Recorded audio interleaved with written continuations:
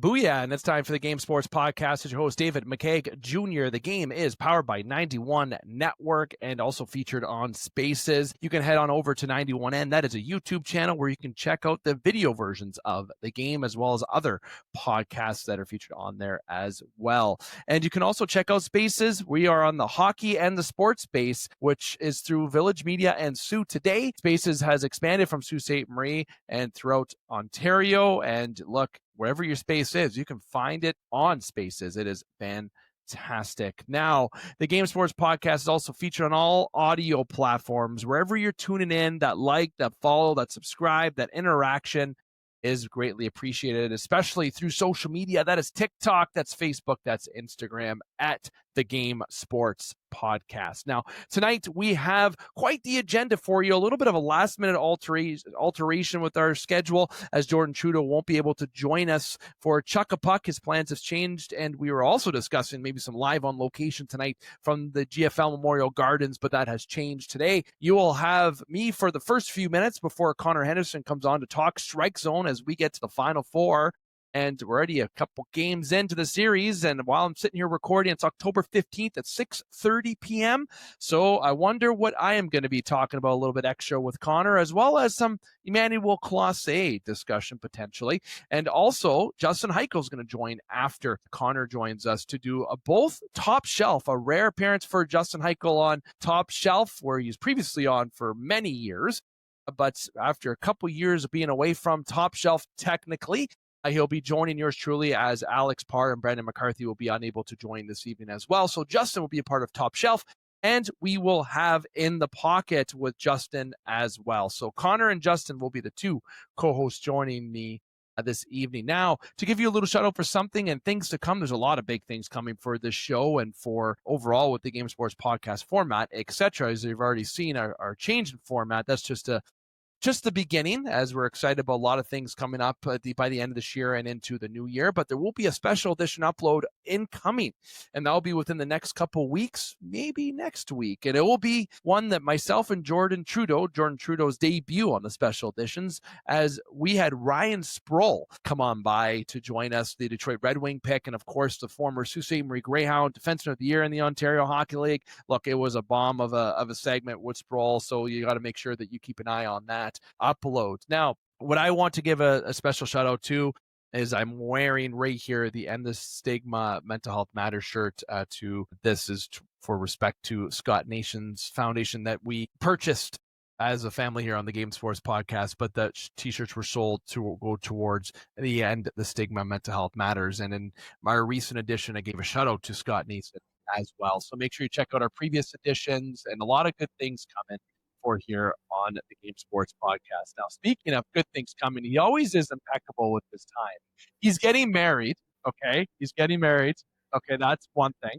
He's a Tiger fan. I didn't say that we're going to talk about that today. I have a little spoiler. I'm sure people that weren't expecting Tigers, we have a lot of Tigers listeners on the show, so I'm sure they were waiting for me and wondering why I didn't tease that when I was talking about the agenda, but there's a reason, because I'm going to let the guy himself do it as a Tigers fan. He's the Rookie of the Year. If you know, you know, okay? I'm going to get right into Strike Zone right now. You heard my voice for the first 3 minutes of stage. You've had enough. Let's hear another voice now. Got through all the housekeeping items. We're going to swing away with Strike Zone right now. Connor Henderson, my friend. Hi, how are you? How's it going? It's okay. I would like to say that I was happier a couple days ago, but I mean this with respect. I think Blue Jay fans are better off than Tigers fans right now, and I mean that with respect. We were hoping to see a Tigers-Jays ALCS. That was the dream. We've been talking about it since we've done this show and since we've known each other. We were this close, one game away before seeing it. But nonetheless, Connor, we got Strike Zone. I told the listeners, viewers, that we're going to be talking about the Final Four here. We're already a couple games in. We got Emmanuel Classe. Yeah, there we got Scandal. We're going to save that for last. Maybe we love talking scandals on this segment. And then we're going to talk Tigers. But we're going to start with the Tigers. Look, I want to give you the floor, Connor. You would give me the floor if it was the Jays. So you know what? I'm going to give you the floor about the Tigers. Share your thoughts, man. Share your thoughts. I know it's a little bit late. I know it's perhaps a little bit dated. I get it. But you know what? We didn't have a show. So you know what? If you think it's dated, you can go bite your tongue, okay? Because this is a platform where we're going to give you some overdue reaction. Go, Connor. It stings, Dave, my friend. It stings badly. What good is the best pitcher in the world if you're going to pull him after 90 pitches? I'm sorry, but if there's any time to ride Skubal, it's through the 6th inning, into the 7th, possibly the 8th. These aren't high leverage pitches. For those of you who don't know, the Tigers basically started Skubal in the elimination game. He went 6 innings, immaculate pitching, 13 strikeouts, 0 walks. And then around 90 pitches, they pulled him and put in a reliever, and instantly they gave up the lead and went on to lose the game in 15 innings. In extra innings, they gave up the lead. And my position is and will always be this fear of letting your starting pitcher go through the order 3 times through is overblown. Bullshit. Can I say it? I'll just say it. Bullshit. I'll say it. Sorry. Bullshit. I don't agree with it. It only makes sense if your starting pitcher is not capable of doing it. And in this case, you only needed 1 more inning out of Skubal. If he pitches the 7th, then your closer Vest proved that he could at least do 2 shutout innings of ball. The Tigers should be playing the Jays right now. Unfortunately, that's not the case. The only person who should be happy about Skubal getting pulled after 6 innings, other than the Mariners fans, would be Skubal's agent, who's Scott Boras, who's looking at that big $400 million payday in a couple of years. And for some reason, if I'm the Tigers, I would have just wrote him out. Screw it. But here we are. Yep. So now the Jays find themselves not facing the Tigers, but instead down 2-0 against Seattle. They've got Bieber coming up on the mound tonight for Game 3. And Dave, they need this one. They do. And I know a lot of our listeners probably won't hear the show until as we upload this evening. We will, so you might tune in during the game or whatnot, but if you tune in tomorrow or the next day, Game 3 is going to be over and done with. So honestly, I you said it right there. It's, if the Jays don't win tonight, they ain't coming back. The dream is over. I'm sorry, this isn't the 0-4 Red Sox. I'm sorry, I'll say it. I know they're the comeback kids. They had this, but they had some prime advantage at home, and they didn't capitalize. The bats went cold. And that's what I shared with people is I didn't care who the Jays played, Seattle or the Tigers. Wanted the Tigers, though, so I care. But you know what I mean by it, as a fan, it didn't matter because both teams are good. And obviously, season series means jack. Okay, it doesn't mean anything in the playoffs. My fear was the bats getting cold because the Jays always play the Yankees and the Bo Sox very well, typically.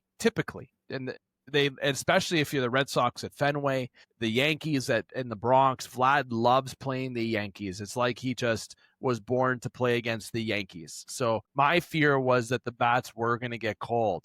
But you talk about pitchers being moved. John Schneider, this bozo moves that he keeps doing by pulling pitchers, a.k.a. Louis Varland, who is a young stud. But what do you do in the Yankee series? You pulled out Bieber, you put in Varland, Judge, bomb. What'd you do in Game 2? You pulled Trey, you put Varland in. What happened?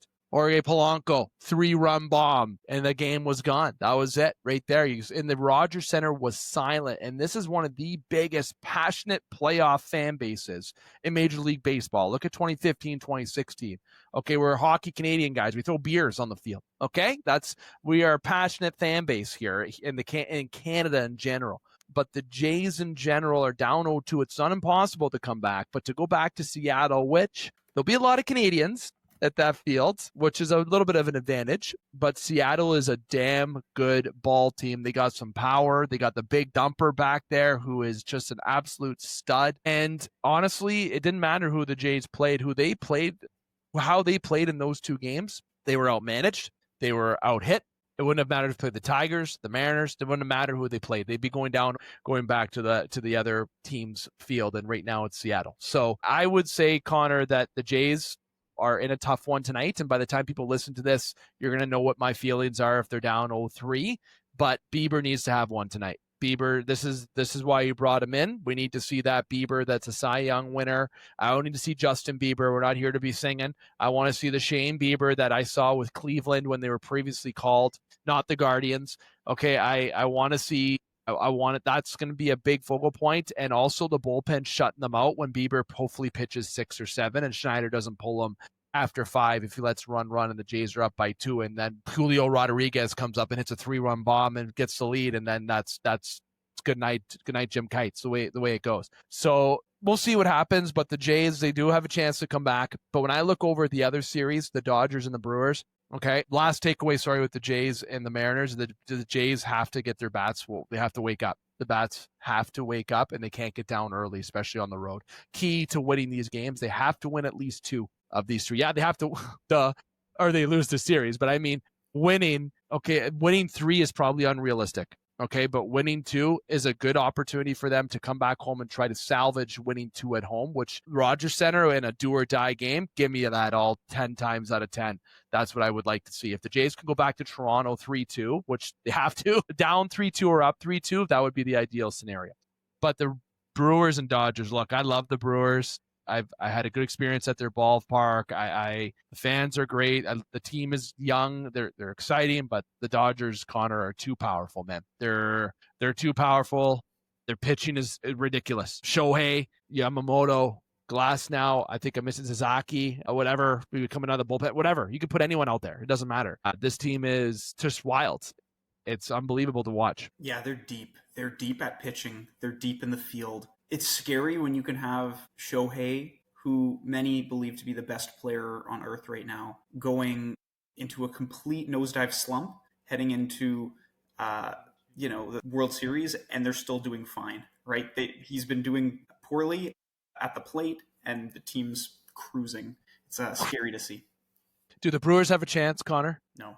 So let me ask you this. Do the Jays have a chance? And be honest. Don't say it because I'm a Jays fan. Do the Jays come back in this series? I'm not going to predict. I will give one prediction at the end. Okay, hold on. Before you predict, I'll say it. I said last week we would do a clip on the weekend. We didn't end up doing it. My prediction was Jays-Dodgers World Series with the Jays losing to the Dodgers in the World Series. That was my prediction. People are probably surprised at that. Okay, but that's my honest, unbiased prediction. To saying to get past the Yankees, I said there's no way they're going to lose to the Tigers or Seattle. Not because they're whatever. It's just that momentum. This team is momentum fed, and I felt that they would have it, but obviously they don't have it. So my prediction might not happen, but I'll stick to my prediction. Jays-Dodgers final with Dodgers winning. I'll stick to it. I'll believe as a fan. But Connor, as a non-Blue Jays fan and now watching on the outside, do the Blue Jays have a chance? Will they come back? They have a chance, sure. They've always got a puncher's chance.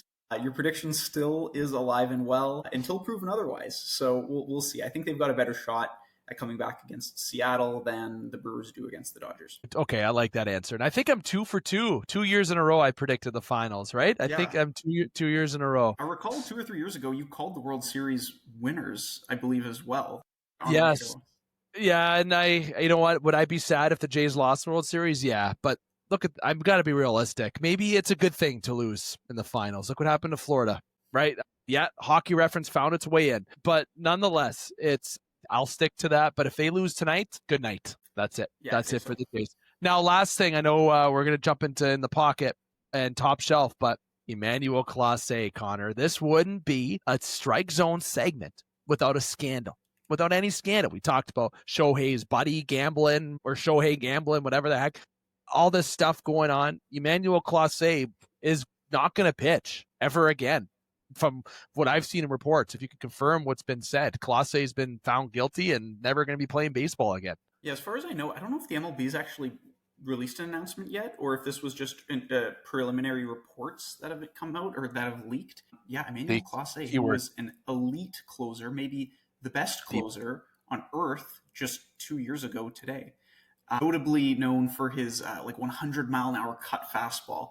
Has now been under investigation for gambling or being, linked to gambling. It's crazy that these guys will make, I think his contract was $20 million spread over 5 years, with a couple team options heading into 2026 and 2027. Imagine having $20 million and saying, let's gamble. Let's roll the dice. Let's see if we can. It hurts. Go to the casino. Play blackjack, play roulette, play cribs.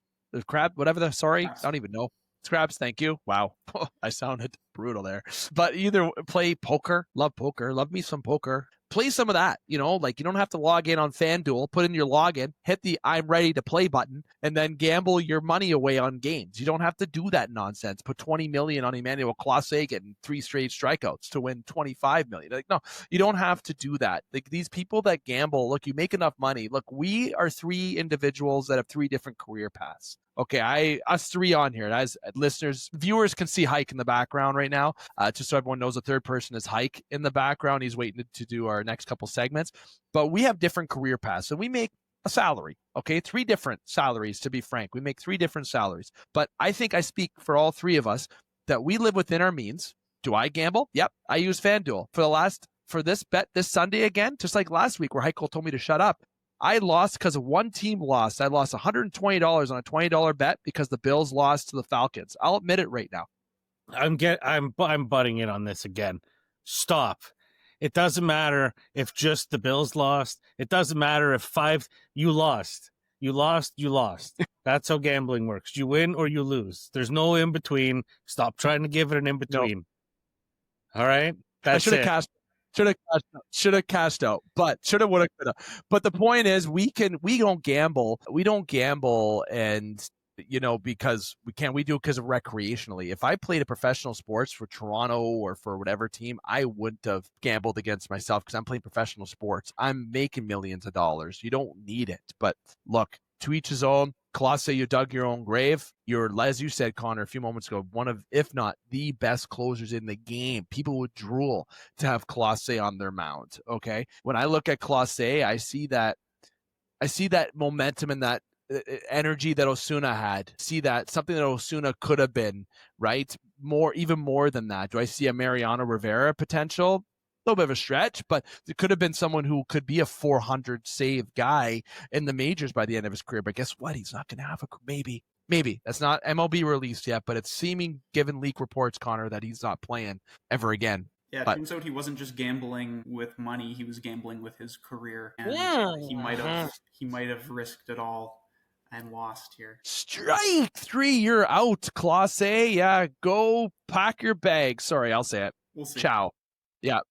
Kick the dirt at me as the ump. We'll see if he doesn't. Well, then a suspension for a year is definitely going to happen. Maybe he'll get the Trevor Bauer treatment. Sorry, probably another topic that I'll just leave alone.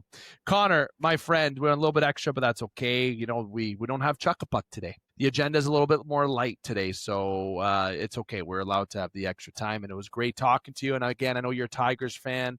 I'm sorry, but you know what? The Jays wagon is ready. We got you in here. We need your support. We need all the support here. There it is. The Take October shirt right there. 2015, baby. Oh my God. Yes, that brings back some memories. But now, you know what?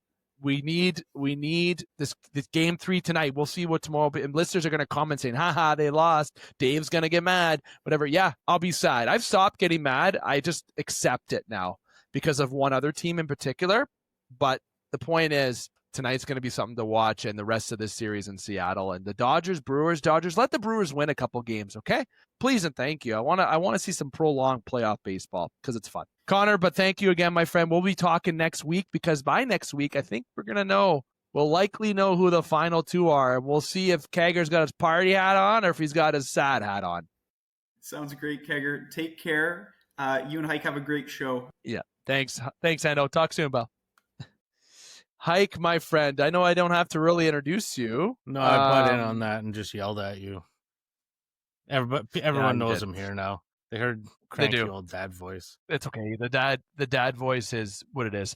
But I got to give you a proper introduction, Hyke. Okay, look, you're actually going to be doing 2 segments today, and we got to stay organized. This is going to be a treat. So you're joining for Top Shelf and for In the Pocket. And let me remind listeners, you are an original Top Shelf host. Okay, I want to remind people of that. But obviously, it gets a little bit challenging when I say, hey, Hyke, do you have an hour to do 4 segments tonight? It's like, well, where am I going to land my plane? And Hyke is definitely the lead with me within the pocket and all the assignments that we have here on our big family of the game. Okay, so we're going to be doing Top Shelf first, then In the Pocket. So I'll lead us off with a nice wrist shot in the top corner for Top Shelf right now to kick us off. And I'm going to introduce you and say hi, though, first. Hyke, I'll say hi, and then let's chat some hockey. How's that feel? I think we can handle that. I mean, it's not my first day. It's not. And you know what? As we talked about in the group today, Dane Hancho will be making his return to the Game Sports podcast after a very long and needed absence. And he'll be one to say that to you as well. But he'll be jumping in for some in the pocket segments going forward here and there as we wait EJ and Tyler to join us. So we're going to be talking in the pocket after. We're getting into top shelf right now. And I don't look, Parr and I and Brendan, we get passionate about a lot of different points. But one thing that I want to bring up, and we didn't have Chuck-a-Puck this week. The Hounds are playing, and one beef that I wanted to pick, it ties into Chuck-a-Puck a little bit and top shelf. And here's why. Brady Martin did not play for Nashville. This would be last night. We're recording October 15th. October 14th, the Predators played the Leafs, and the Leafs won in a game where Caden Primo saw some action, and he's not an NHL goaltender, but that's besides the, I'm sorry. I know it's a hot take. And it doesn't matter. That's not where I'm going with this. Brady Martin, Sioux Greyhounds player and 5th overall pick in Nashville. Look, I got to tell you, Hike, he should have played. He should have played. I know Brunette's like, oh, we're going to wait. He's 18. We're just trying to get him in the league. We're trying to, we don't want to use him this way. With all this excuse train that Andrew Brunette posted, and you can see on the Sioux Greyhound fan page a lot of reaction. A hometown kid. And if you look at stats, a lot of people get their first goals against Toronto. It happens pretty frequently. Brady Martin should have played that game for Nashville yesterday, Hike. I'm actually very upset about that. Family, friends could have been in attendance. You got your young prospect kid. Look, kid should have played that game. Yeah, I think Andrew Brunette kind of pulled the old Babcock shenanigans there with him. If I'm being completely honest, I don't know enough about Nashville at this point in the season to know whether if the lineup pull is justified or not. But if you're going to keep him up, you might as well play him, right? Am I not? You got 10 games to use him. And you don't have to phase out those games to Christmas. That's useless because then you're affecting his development where he can be getting that here with the Hounds. And you're kind of going to see what he's got. If he's, everyone kind of gives it a little more juice with friends and family in the rink, hometown. That's, if you were going to play him in a game, that probably would have been the game to play him. But and they did. What do I know? And I just disagree, and I wanted to tie in a little Chuck-a-Puck to Top Shelf. But while we dive into a little Top Shelf, Hike, the season has started. It doesn't feel like the season has started. You have baseball playoffs. You got football in full swing. But you know what? The Leafs back-to-back losses to the Red Wings, right? Which people are definitely talking about, but look, it's 4 games into the season. You got Boston who started off okay. Montreal who started off pretty good. Hurricanes undefeated to start the year. The Rangers already played 5 games and they're under 500. Look at the Edmonton Oilers. They're 2-0-1. I haven't seen them start a year undefeated in quite some time. Connor McDavid signs his contract. We had that upload on TikTok. A lot of things happened in the past week and some change in the NHL. And things are coming fast and heavy in the NHL already. Yeah, has Buffalo scored a goal? Honestly, that's not I knew on the weekend there, it was like, Buffalo still hasn't scored yet. And then I never really touched base again after. 2 goals. That's it. All right. 2 goals in 3 games, and they've let 10. I'll be honest, I hit the turkey pretty hard the last couple of days, so my memory is completely shot. I don't blame you. The Islanders 0-3 to start the year as well. A little bit of rough start over there. Penguins 500. Again, is it Brady Chuck's out a month now too? Hand, wrist, upper body injury, something along those lines. And Alexander Barkov and Tkachuk on Florida. They lost a defenseman today too, Florida. Yeah. Like, the Leafs lost 2 against the Wings. Okay, well, the Leafs kind of don't look like they're ready to have the season have started yet, personally. Dmitry Kulikov. Sorry, Kulikov. But I want to also say, like, the Red Wings looked pretty good at times last year, and it's crazy. It's crazy what getting a half-decent, competent goalie can do for a team. It's I don't know, the Wings played a totally different game with Talbot, right? It's Talbot? Yeah, with Talbot in net. And then even in the other game, they looked pretty solid. Also, they got rid of Justin Hall. So, just a little shot there. But Montreal's been fun. They play a game, they sign 2 guys. They play a game, they sign 2 guys. Their core is locked up. 20, 32, whatever it is. Their core is locked up. And to reasonably responsible numbers moving forward. Yeah. Maybe taking learning from examples of other teams' misfortunes and such. But Which teams? Oilers have looked pretty solid. I can't honestly say I've seen anything from the Flames yet. Those West Coast games are a little tricky. Yeah. And I find what I like is with the Oilers for McDavid, for what he did, and the Oilers starting the year the way they haven't done anything this offseason to improve their team except add Andrew Mangiapane. They lost Corey Perry. They lost some bodies, but they re-upped McDavid. They re-upped Ekholm. We're in the running for a goalie that I'm happy they didn't get, and that's going to be the last point I'm going to get to is Carter Hart, and I am going to touch that point very briefly. I know people are going to have their ears open for what I'm going to talk about with that, but hold your horses. The Edmonton Oilers, I feel, didn't get better, and I think McDavid's 2-year contract, like Brendan McCarthy said on his clip for us, it's like, get your shit together, Edmonton. Let's win a cup. Then I'm going to cash in the bag if it's with you or somewhere else, wherever that may be. And I'm not saying Toronto, I'm not saying whatever, but that is a 2-year to try the window to get a dub and to get a win. But what I don't understand is, the fans so early in the season, and I'm talking Toronto, Buffalo fans, I don't feel bad. I feel bad for Buffalo fans. They're a little bit on a different spectrum for me, but it's only game 3, 4, and 5 for some of these players, right? And Toronto fans are already roasting the Leafs how they're 2-2, already looking in and saying, oh, Vegas is already gonna, do this with Marner. Oh, Boston's 3-1. Are they rebuilding? Right? The Edmonton Oilers are 2-0. Right? Oh, the Colorado Avalanche 3-0-1, but the Jets are 2-1. Looks like the Jets are taking a fall back this year. We are 4 games into the season, everybody. Put the brakes on. Put the brakes on. The Edmonton Oilers were one time a couple years back, 3-13 to start the year, whatever the hell it was. And what they do, they come back and win 40-some games out of the next 50-some games. And they made the Stanley Cup Finals. Lost, but made the Stanley Cup Finals. A lot of teams, and I was talking about the Oilers not being better. And I talked about this on a previous segment with Brennan, I don't see the Oilers getting back there this year. Okay, I did predict a Florida-Vegas final. The first year, I didn't predict Toronto to win the Cup, but I did say we're going to see a three-peat this year, despite their injuries. I don't care about Barkov. It's okay. They're going to get Evgeny Malkin at the trade deadline or something to compensate for it. They're gonna find Florida's going to finagle something. Bill Zito's going to do his thing. Kachuk's going to come back at Christmas. But I know I just talked about a lot of points there, but big thing that I want to touch on is that it's still early in the season. Okay, everyone pump your brakes about your reaction, okay? I found myself sitting on the couch yesterday watching a little bit of the Leafs, and I was like, oh, here we go. But then I caught myself saying, what am I doing? It's 4th game of the season. It sucks that they lost in the final minute to Detroit. It sucks that they did their first game what they did against Detroit, but guess what? The second game against Detroit. The first game was Montreal, but it's still early. And Brad Treliving had the best quote. These guys are still getting accustomed to each other, and this is a different team. It is a different team. To me, it looks like they're trying to play a lot heavier out there. Chasing guys a little bit, letting people know they're out there. And I think that is a pretty big adjustment for a lot of guys that have just been in this rapid fire, offense that's been going on the last little while. Now it relies a little more on a couple guys, and it's just an adjustment period in the playmaking and what's going on, the speed of the game, especially. Everyone knows my take on Marner, but there's no denying that his game speed, brought the team up to a different level as well. So those guys having to kind of pull back a little bit is probably a huge adjustment.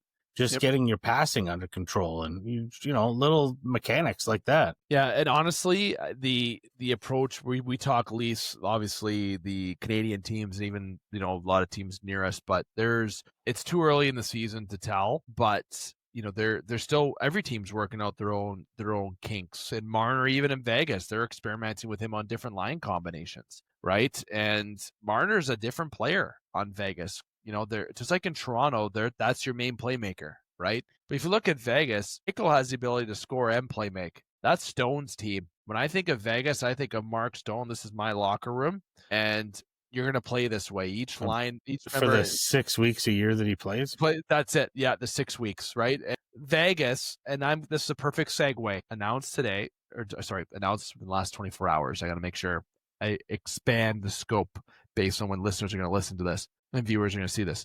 Carter Hart. Carter Hart, from what I understand, likely signs. This was the signing in Vegas was 20 hours ago based on Spittin' Chicklets' post. Okay, we haven't seen October 15th marks date that he's eligible to sign a contract. So the rumor has been him going to Vegas. That is the finger point. That is Spittin' Chicklets. That's Gloves Off Hockey. That is TSN. That is ESPN. That's hockeybuzz.com. That is on every Yahoo. That's where everything is pointing that Carter Hart is going to Vegas. All I'll say about that, and this is a very tricky slope for someone in media to talk about. Okay, so I make sure I've navigated this in my head how I want to say it. You can talk morals with Vegas. You can talk whatever you'd like. Was it dismissed? Yes, it was. Based on what had occurred, he does, based on the NHL rules, has the right to sign a contract. Do I agree of him coming back in the league? No, I don't.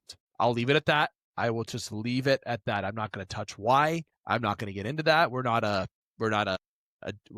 criminal fact show. We're a sports podcast. I'll leave the big shot names people. That's what I'll call it in my lame English. The big shot people, to call it how it is, into the facts. And Rick Westhead does a terrific job with journalism, with TSN, to get into his reactions. But I do not think Carter Hart or any of those guys should be playing.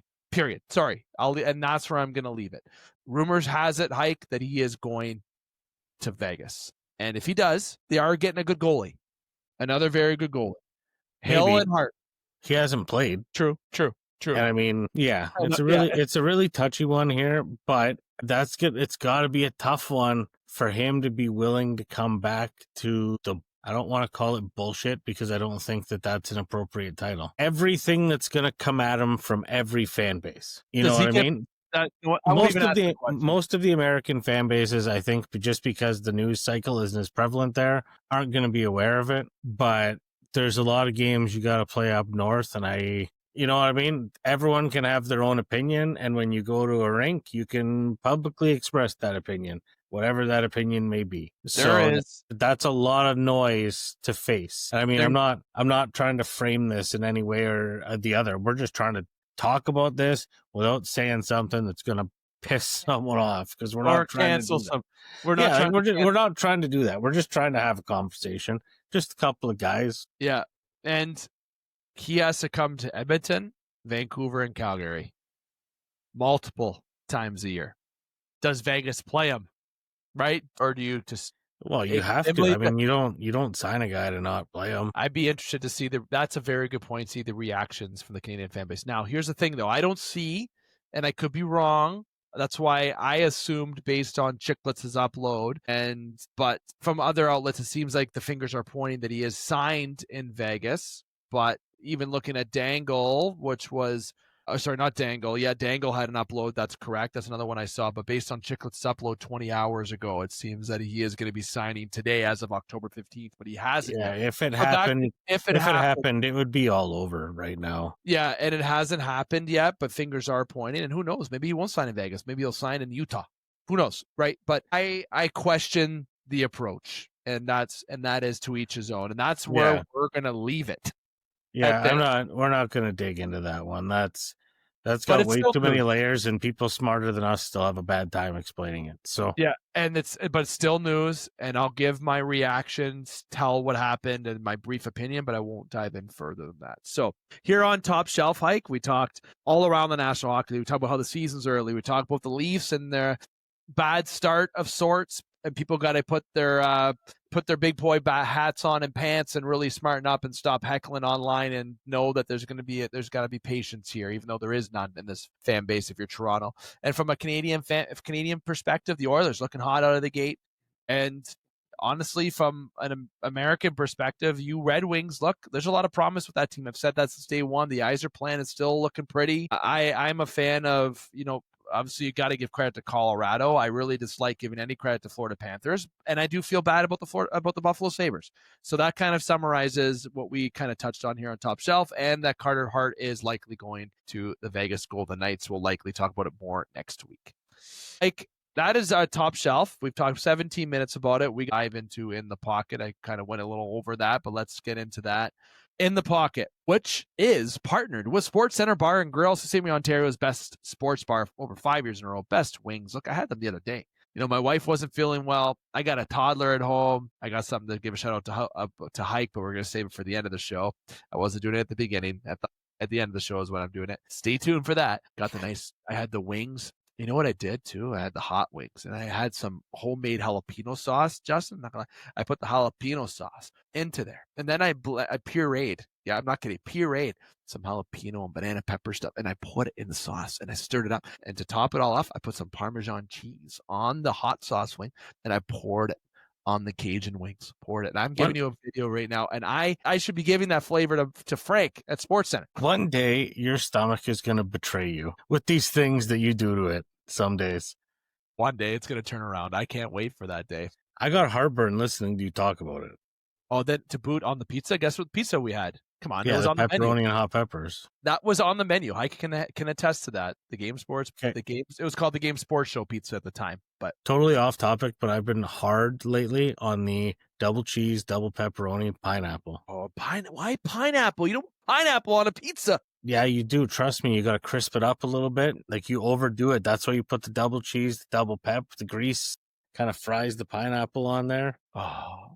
You know what? Left after we record tonight, leftovers. It's leftover turkey and leftover pizza. Sportscenter. I had turkey poutines tonight. So, now we're talking food, but the food again. To remind you, the partner of Sportscenter Bar and Grill. They don't have the turkey poutine, or maybe he does. Didn't memorize the menu, but fantastic partner here with the Game Sports Podcast. Have been with us since 2016. This is our 10th year, ladies and gentlemen, and we got a 10th year present for you in January, but. You have to wait till then, too. Hike in the Pocket. What a week last week. I don't know how the Bills lost the Falcons, and I'm not talking about my things. I think last week was a rough go for predictions on Dave decision standings, and I took a little dip.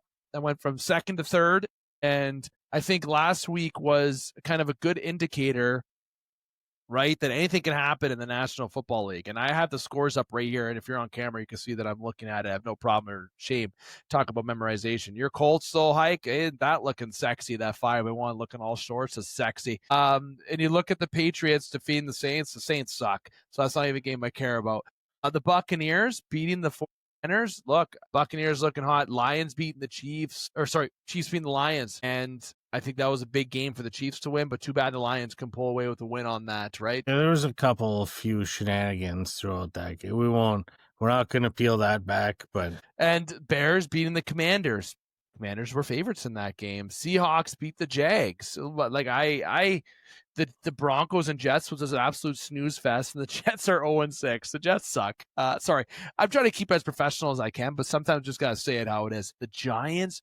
I know, knocked me out of my survivor pool. What the hell? Last week was an indicator that, we're in for a treat this season, Hike. Anything can happen. Anything can happen. Yeah, it's a little crazy out there. I mean, and still with some injuries this week, Fred Warner going down for the season with 49ers, which is kind of rough. Like the 49ers have been getting hosed with injuries. They're still winning. They're still winning games, and guys are just dropping like flies every week. So solid depth. Props to the GM John Lynch there on the 49ers, I guess, for keeping the barracks pretty full there for the team. But it's crazy out there right now.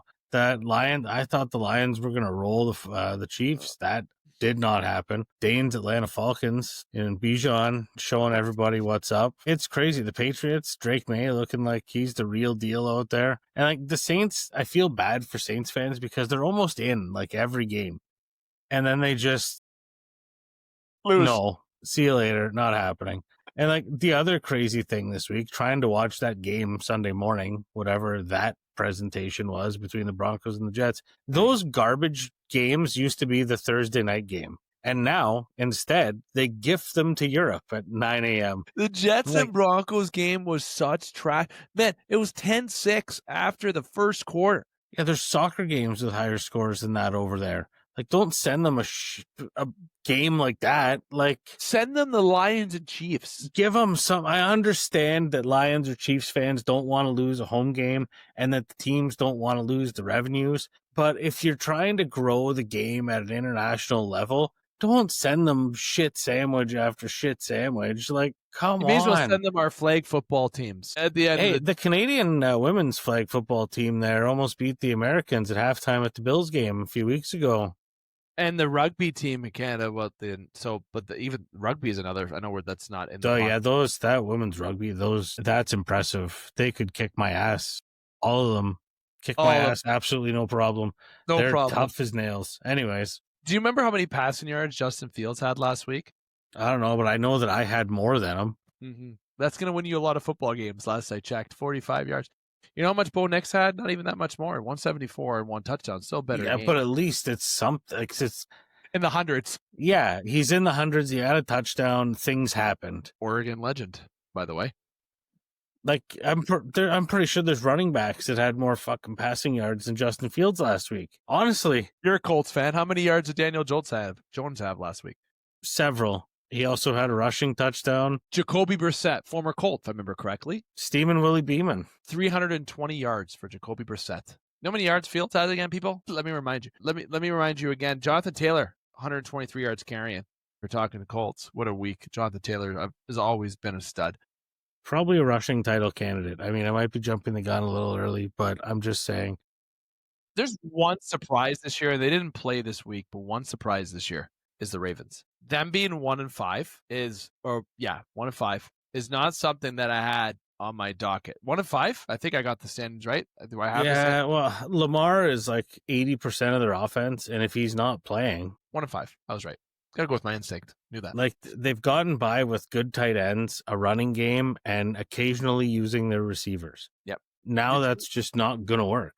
Do you think, because the Bills lost to the Falcons last week and the Patriots the other week?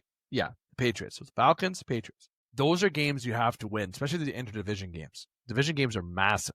Okay. And Steelers, look, take it from a Steelers fan. I've seen success my whole life watching the Steelers. Okay. And for the most part, but I mean by success is playoff football. That's what I mean by success. And the Steelers are in cruise control in the AFC North right now for a couple games. Okay. And it's not looking like that might change. You got the Bengals this week. That will be a separation game right there. If you beat the Bengals and you can get some 3-game breathing room, that is huge. But the Patriots and Bills, Patriots technically in first because of, I believe, going by the points against from what I see in the standings highlighted. Again, correct me if I'm wrong. But did you actually think that the Bills would lose to the Patriots and Falcons? Truthfully, I don't know what your predictions were. No, I don't think none of us picked. No, I think this has been a huge wake-up call for the Bills. And what this highlights to me is that, am I crazy to think that Josh Allen needs help? Well, he needs some wide receivers that aren't just like, hey, this was the third best guy on the second shittiest team in the league. So here you go. Good luck with him. Tyreek Hill would have been nice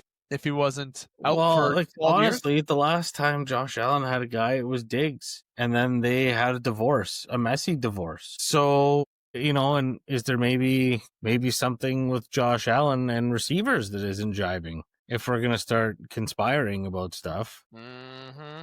I don't blame you. Yeah, I like that.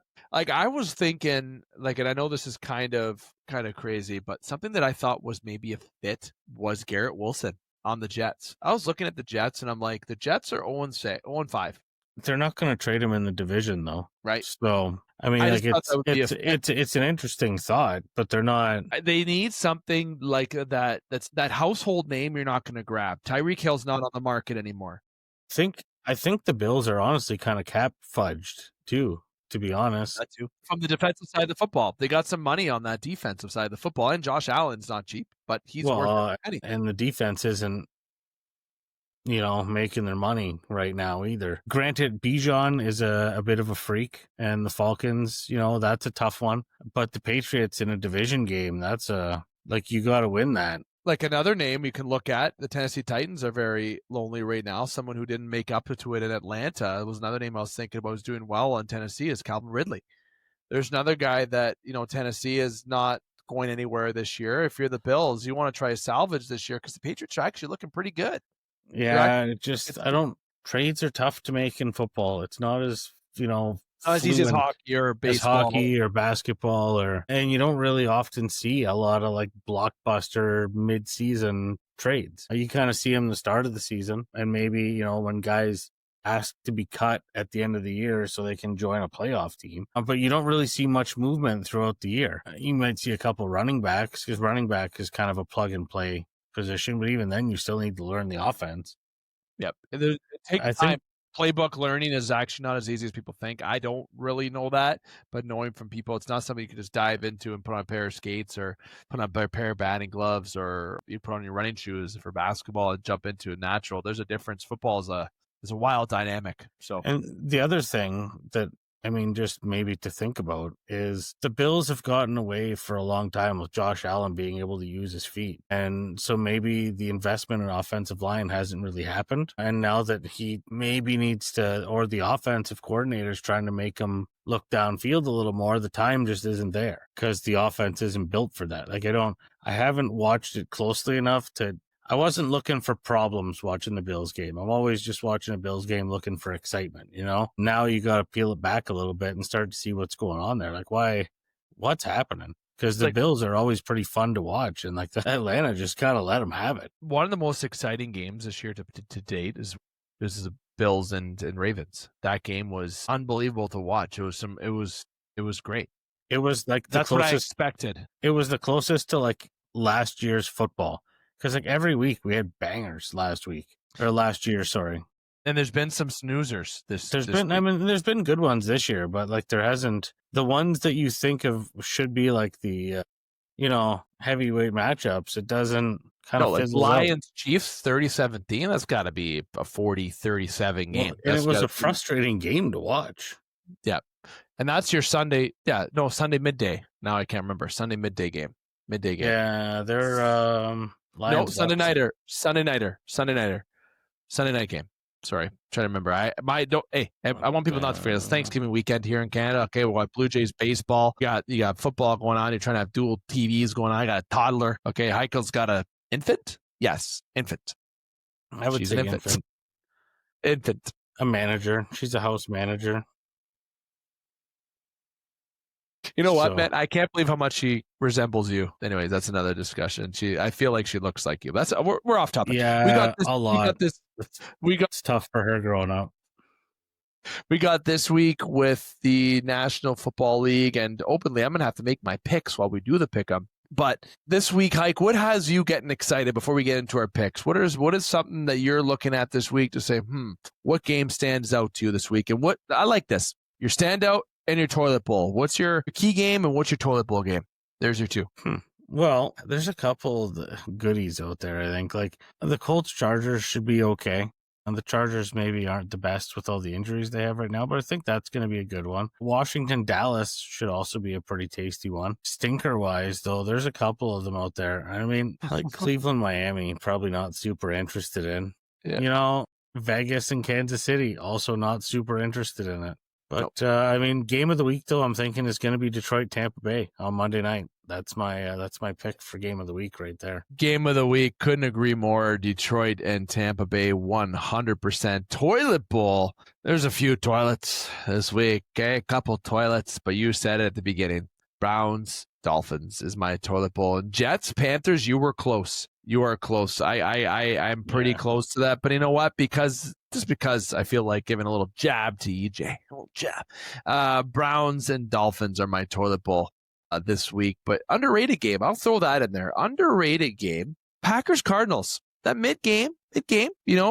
On a Sunday, your mid games are Colts, Chargers, which I'll be definitely tuned into. It's going to be a good dynamic football game, let me tell you. But I think I'm expecting that game to be a good football game. Giants, Broncos, I wouldn't know. Packers and Cardinals, right? The Cowboys, Commanders, you talk about that. That's a doozy of a game. The midday games are real sexy on Sunday. Real sexy. You're going to have the in-pitcher motion going on. But I got a feeling about that Packers and Cardinals game that I think is going to be a little bit exciting. Not in terms of the Packers are going to win, but I think there's going to be a lot of back and forth before the Packers separate themselves in that game. But a lot of midday excitement in terms of Sunday for football. But then the Monday nighter, they got two games this Monday.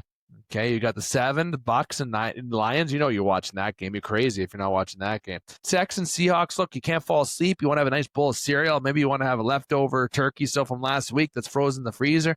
That's the game you put on while you take some melatonin and fall asleep on the couch. Okay, that's the game that you'll watch. But I couldn't agree more, Hike. For this week, there's a good mix in there. There's a good mix, but I don't mind the Thursday nighter to start my week. Of course, coming from a Steeler fan, I think that's going to be okay. But I don't think I'll be getting up Sunday morning to watch the Rams and Jags. I'm not going to lie to you, to be totally honest with you.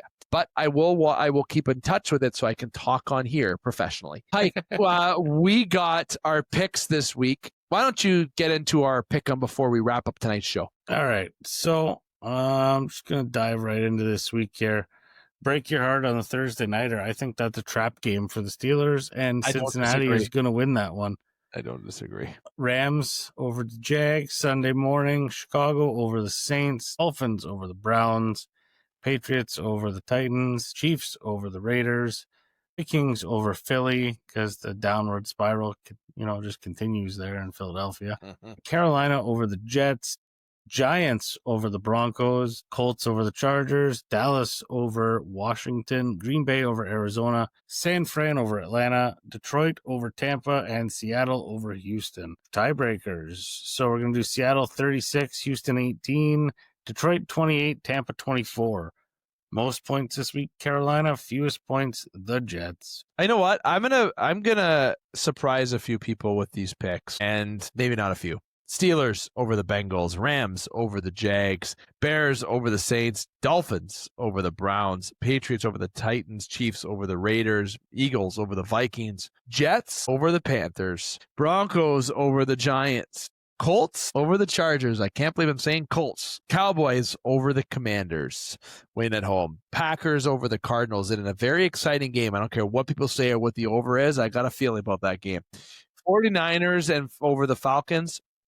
Lions over the Buccaneers, and then the Seahawks over the Texans. 28-21 Seahawks over Texans, 34-28 Lions over the Buccaneers. And for the most points in the week, I'm going to go with a hot shot here because they're going to go rough. They're going to be mad from last week. I'm giving the Eagles the most points this week, and I'm giving the Panthers the least points this week. A little bit different between Hike and myself this week for those tiebreakers. Now, what are the standings? I got to remind listeners what our standings are, even though I don't want to hear it. You're going to have to remind people what the standings are. Well, I'm in first still. That's all everybody needs to know. We'll start there. Nice. A little movement at second and third place, though. Well, EJ, the broken wheel, is pulled up to second place, and the David decision has decided to go down to third place. Tyler will be finishing up in fourth, but tightening it up. Everybody's getting a little close. I'm feeling the heat there. So this is where it gets tight. And we went from a 75% success rate all the way down to 60s. We're in the 60s now. We got a little bit. Everyone got cold, but doggy, last week. Okay, my picks were, if you picked me, you were brutal. Even though FanDuel, I went 7 for 8. I didn't go 7 for 8 in my pick. I had 7 total. For the entire week. So obviously the 7 that I picked was right your lucky number last week. It was. And I've learned that we're not going to talk about FanDuel on this show much because Hykel will kick my ass. But besides that, pick 'em this week. You can follow us or not, but make sure you gamble responsibly. Okay, if you do it for fun, or if you do it recreationally, or if you bet money, make sure you do it within your means. I'll make sure I remind people of that. Hike, my friend, it has been a fun edition. You had some top shelf chatter, you had some in the pocket chatter, but I got 2 things I want to address with you. Okay, before we let you go, 3 minutes. Number 1 is Toronto cursed in sports. All of sports. Raptors won a championship. Don't forget that. Is Toronto sports cursed? No, that's just it's no. Chicago sports had a really bad run, and then they had a really okay run. Sometimes it happens, and sometimes if your fans are a little rough, I think you get what you deserve. Love it. Personally, that's just I'll say that Toronto sports fans are dramatic. That's all. That I agree. A lot of armchair GMs, a lot of people take it a little too far. But at the end of the day, we're a fan base that's spoiled with some good talent to watch on all sides when it comes to the sports. But we haven't seen success. The Jays won in 92-93. The Raptors won in 19. That's a lot more that some other cities can say. Okay, especially when you know what, the Leafs have seen playoff hockey for almost a decade, something that we used to dream about when it was after the lockout in 05. And I say we because I am a Leaf fan. So I'll tell you right now, Toronto sports, are we cursed from winning? The Leafs are cursed, maybe. But the Jays and Raptors, those teams are not cursed. They've seen some wins. They've seen wins in the modern era. They've seen color TV wins. Okay, so that is something to behold. Not saying the Leafs didn't either back in 67, but Toronto sports, not necessarily cursed, but it's tough winning. It is tough. It's tough winning any sport. And I think hockey's the hardest. I think baseball is more of the easiest. And people may think that's a hot take. I think hockey is the hardest sport to win, next to football because of the way they're aggressive, and basketball. I know people aren't huge on basketball, but to get to you have to win 4 rounds. You got to get there, just like with hockey. It's long and grueling, where baseball's not that long. So I gotta say hockey's hard, but Toronto fan base, your Leafs may be cursed, but Toronto sports is not cursed. That's my answer. Hike, second thing, you are deserving of a congratulations, my friend. You are expecting baby numero 2. Yeah, the word is out there on the street. It is. Sydney has been telling everyone that she is a sister, and that is her excuse to get out of absolutely everything now. Love that. Like, hey, Sid, you probably shouldn't stand on the table. I'm a sister. No way she's doing that. Okay, well, those are not related. You have to actually listen and sit down and eat your supper. I'm a sister. Okay, this is what we're doing now. Excellent. She's 2 or 3. She'll be 3 in a month. What was the hardest year between these first 3 years? Currently, right now. Wow. Okay. Damn. I'll leave it at that. I got a 4-month-old. She speaks better English than some people that I know. And she's pretty well rounded and telling you what to do. I haven't seen her since she was a little one, quite a little one. So yeah, she's bossy. That's for sure. It's after you and Tiana combined. Yeah, I mean, she comes by it honestly. I'm not surprised. I just have to accept it. That's the hard thing. And Paisley's birthday today. Yesterday. 2 weeks ago. No, last. I must have saw it. No, it was last Monday. No, last week had a lot of posts going on. 8 years old, Paisley. Rescue from Northern Critters, if I remember correctly. Rescue, Northern Critters, friend of the show, Northern Critters, previous sponsor. Still do work with them for charitable donations, the Game Sports Podcast 91N. So special shout out to Paisley, too. I want to give a shout out to your family in all entirety. So congratulations, man. I'm excited for you. Yeah, it's going to be some crazy times around here. Looks like I'll have some paternity leave coming up for the playoffs this year. Wow, convenient. When's the due date? End of March. Oh, yes, you do. Yes, you do. You damn right you do. Could be a miracle baby. Who knows? Miracle playoff baby. Could be. You could be lifting the new baby up when we lose in the second round. Colts and Steelers, November 2nd, marked in my calendar for us to watch on Sunday, a 1:00 game. We'll have to get some Sportscenter wings to check that out. That is on the calendar.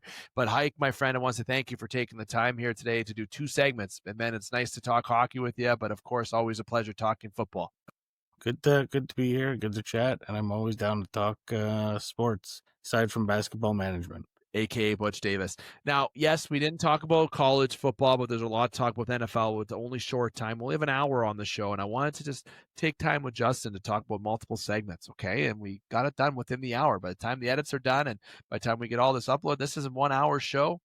And now I'm going to log off the show, sign off, because we got a Game 3 to watch for the Toronto Blue Jays.